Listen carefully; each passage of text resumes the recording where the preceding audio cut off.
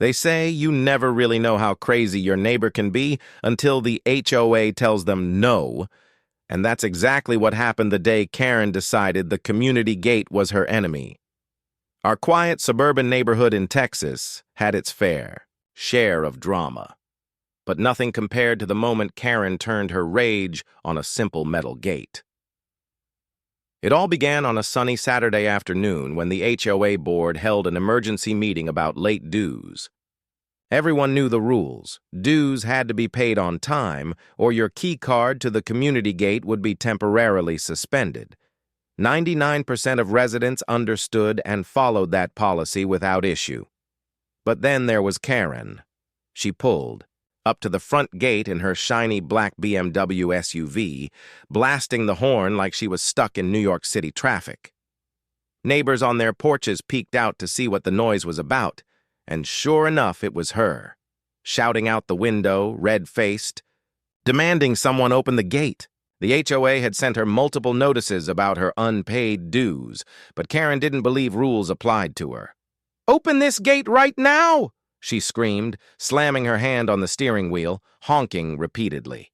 Kids riding bikes stopped to stare, and parents whispered to each other, shaking their heads because they all knew Karen was about to put on a show. When no one came to open it, she got out of her car in her leopard print leggings and oversized sunglasses, marched right up to the gate and started yanking on it like she could rip it open with sheer entitlement. Of course it didn't budge. That's when she spun around, pointing at a group of neighbors watching from across the street. "This is harassment. You all know me. You know I live here. How dare they lock me out of my own neighborhood just because of some stupid fee?" The crowd grew as more neighbors came out to see what was happening. Phones started recording. Karen, realizing she had an audience, raised her voice even louder, pacing back and forth in front of the gate like, "A caged tiger? I pay your salaries with my dues. This is my gate and nobody can keep me out." But she had it all wrong. She hadn't paid her dues, and now her tantrum was about to cost her more than just money. After a few more minutes of yelling, Karen stormed back to her SUV, slammed the door, and revved the engine so hard the car shook. People in the crowd gasped, some backing away, realizing what she was about to do. And then, in one of the most shocking moments our neighborhood had ever witnessed, Karen floored the gas pedal and rammed her car straight into the gate. The sound of metal crunching echoed through the neighborhood as the gate twisted under the impact, sparks flying from the mangled hinges. Kids screamed, dogs barked, and neighbors shouted in disbelief. Karen's car jolted back from the collision, her airbag narrowly avoiding deployment, but she didn't stop. She threw the car in reverse, backed up a few feet, and slammed into the gate a second time, this time breaking it off one hinge. The once sturdy gate now dangled awkwardly, half collapsed, the security keypad sparking and smoking from the impact. Karen leaned out of her window, hair flying wildly, screaming, "That's what happens when you mess with me! You think you can keep me out? This is my neighborhood!" Some neighbors gasped, some laughed, and some couldn't believe what they were witnessing. One older resident muttered, "She's lost her damn mind," while another whispered, "She's going to jail for this." Phones kept recording as Karen continued her rampage, the smell of burning rubber mixing with the sharp scent of hot metal. By the time she had rammed the gate a third time, it finally gave way completely, collapsing onto the ground in a screech of twisted steel.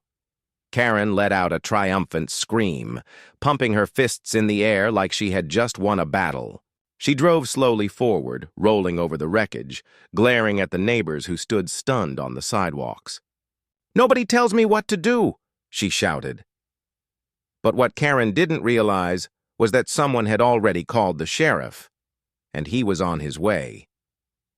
If Karen thought destroying the community gate would end the HOA's control over her, she was in for the rudest awakening of her life. Just minutes after she rolled into the neighborhood like a victorious queen, the flashing red and blue lights of a county sheriff's cruiser lit up the street. Neighbors cheered as the squad car pulled in, blocking her path before she could even reach her driveway.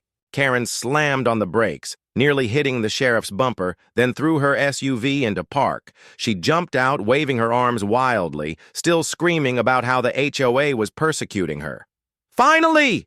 she yelled at the sheriff, mascara smeared down her cheeks. "You need to arrest them. They locked me out of my own community. This is America. I have rights."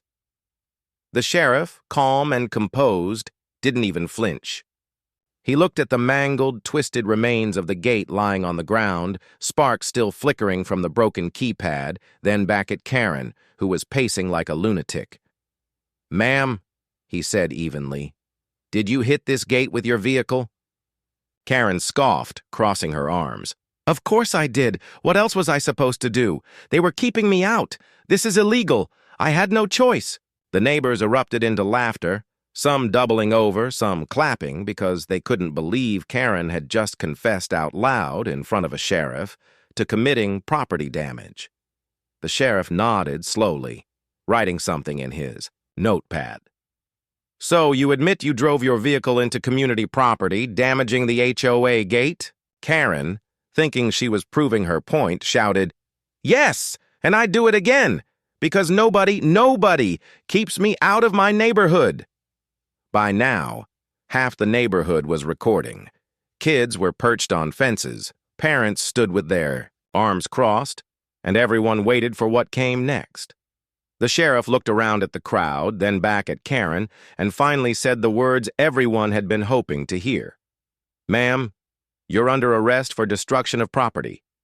Karen's jaw dropped, her bravado crumbling in an instant. "What? Me? Arrested? No!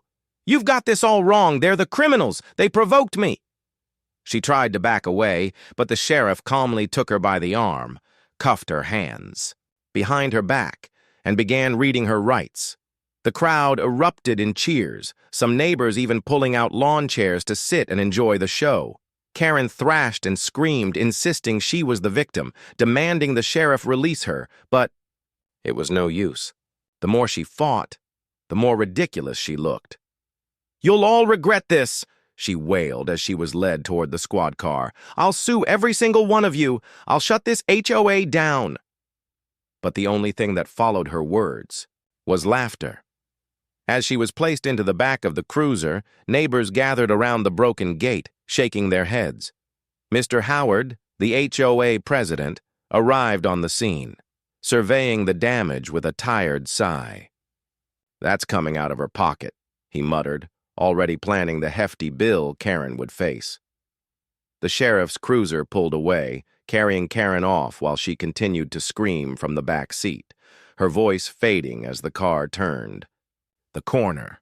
The neighborhood erupted in applause, people high-fiving, kids cheering, and parents laughing. The videos uploaded that night went viral almost instantly. Titles like "Karen Rams HOA Gate and Gets Arrested" spread across Facebook, Instagram, and TikTok. Local news even picked up the story, turning Karen into an overnight legend of entitlement gone wrong. For weeks, neighbors replayed the footage, joking every time they passed the new gate that was installed. Karen eventually returned home on bail, but her reputation was ruined forever.